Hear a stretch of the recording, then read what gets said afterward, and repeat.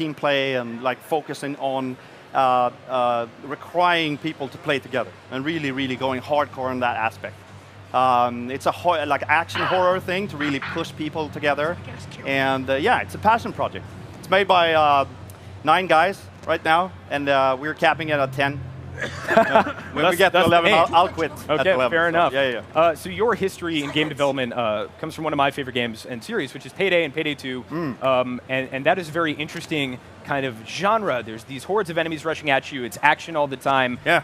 And there were 2 ways to play Payday, action and stealth, and I understand you're kind of marrying them into a single mission with better continuity between them. Yeah, we really are trying to do a very nice, like, dynamic experience. So you start out doing a lot of sneaking and exploration, and if you happen to fail or do something like that, it will switch up into combat, be really intense for a short while, and then swing back into sneaking and stuff like that. So you don't need to restart because you failed the sneaking, which is, I mean, it's so yeah, we really like how it turned out so far. So yeah. Wonderful. We just saw a bioscan and a door opening up there. So this is set in a science fiction setting. Yeah. Thematically and narratively, what is going on with GTFO? You're actually part of like a group of prisoners who are sent down into like a underground complex. You're working for a sort of unknown entity called the Warden, and you don't know why you're there, what you've done, or anything. It's actually up to the community, like the actual gamer community, to figure out the storyline. So we're going to tell the story from the actual release of the game and forward. Yeah, so the community has to pick it apart and figure it out. Great. Yeah. We're seeing soldiers on the screen here using pistols.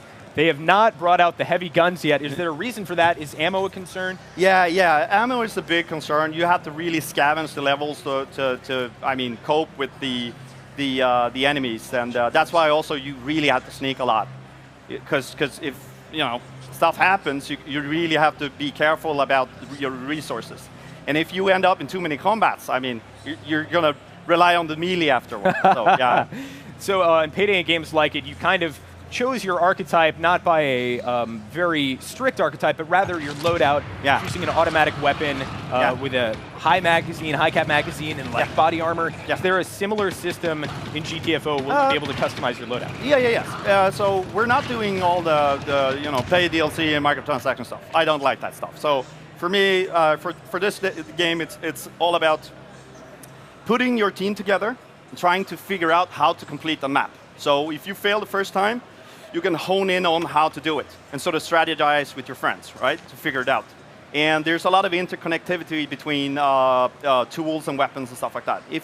When you start playing the game, the tools will be something you really have to start using, and after a while you actually have to start to figure out who's gonna, okay, you're gonna have the shotgun and I'm gonna have this, and to really cope with the different situations and different enemy types and different tweaks on enemy types and stuff like that.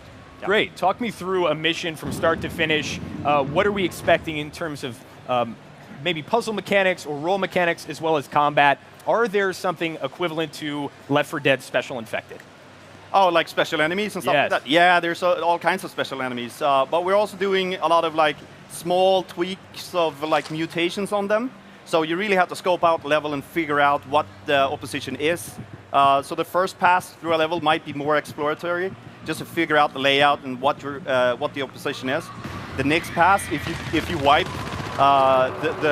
which you probably will, the next one is more about trying to sort of adapt it again, and really, if you're up against, like, say, invisible enemies, you might want to grab an enemy scanner or something like that. If you're up against, some other type of enemy, or really quick ones, you might want to use like a glue gun to slow them down or something.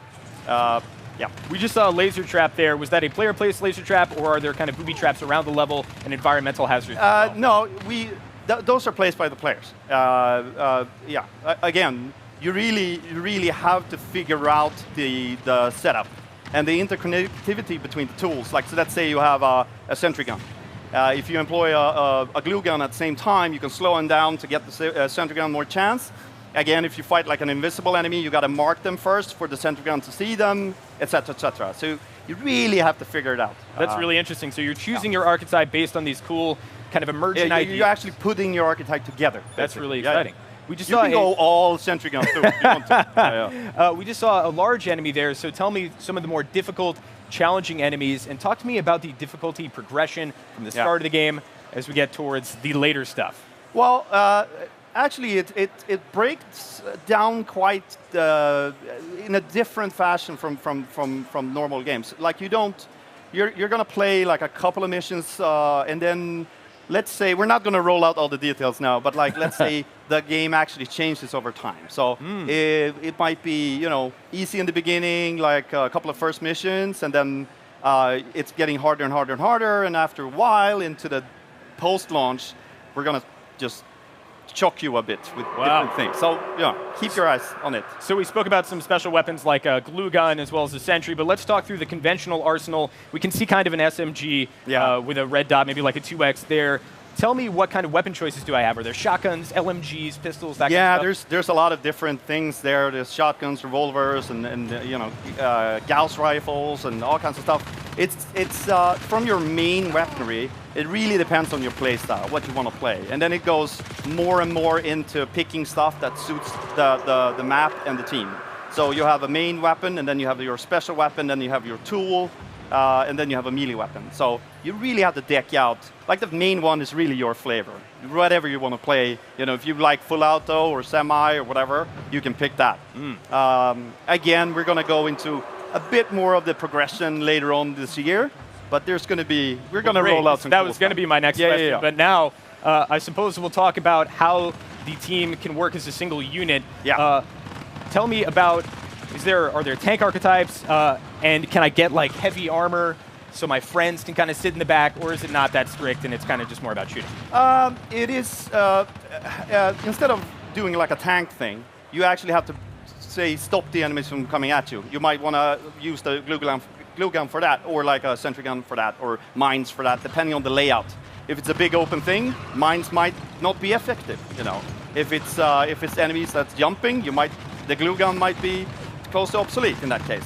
And since we're throwing you curveballs all the time, you really have to okay, I'm saving my stuff for this encounter, and then you can use your stuff on that encounter and really try to figure out how to complete it. Great. Are these levels procedurally generated, or are they handcrafted? We actually have a very tight, procedurally, like a procedural tool set that we use. Every map is heavily curated from the team, but we can create maps fairly fast. But it's hard to find the perfect map, right? So we're really picky about that. We don't want to create a game that just randomly generates stuff and it might be good and it might not be good. We're actually really picky about what we release.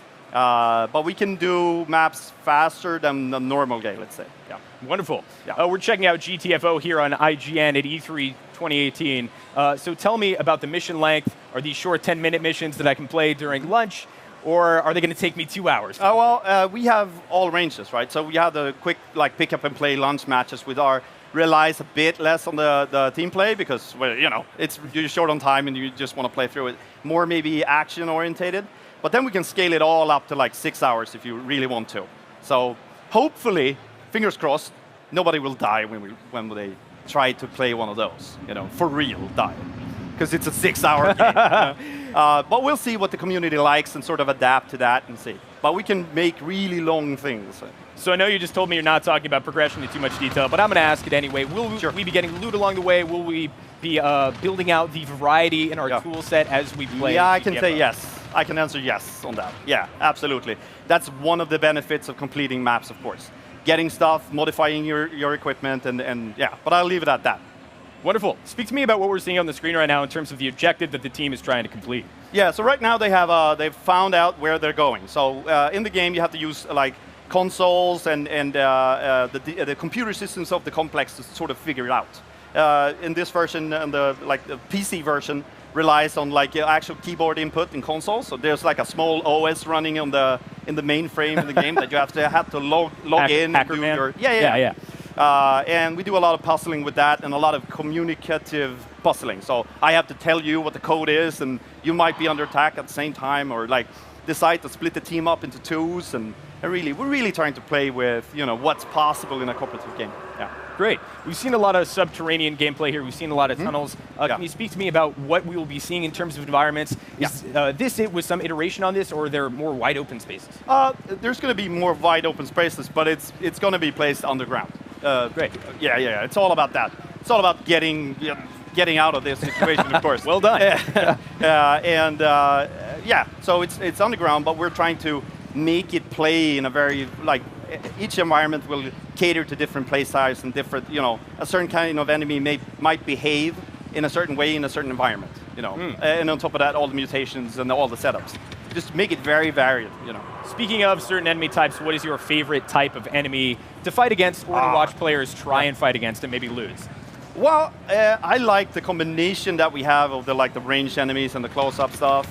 Also, I like the can I tell you about that? No, I can't. Bummer. Hard to yeah, there's a couple of cool ones. There's like this one. Oh, there it was. There's like a really big one that actually snatches players and lifts them up, and we have an enemy actually snatching players and running off with them and that kind of stuff.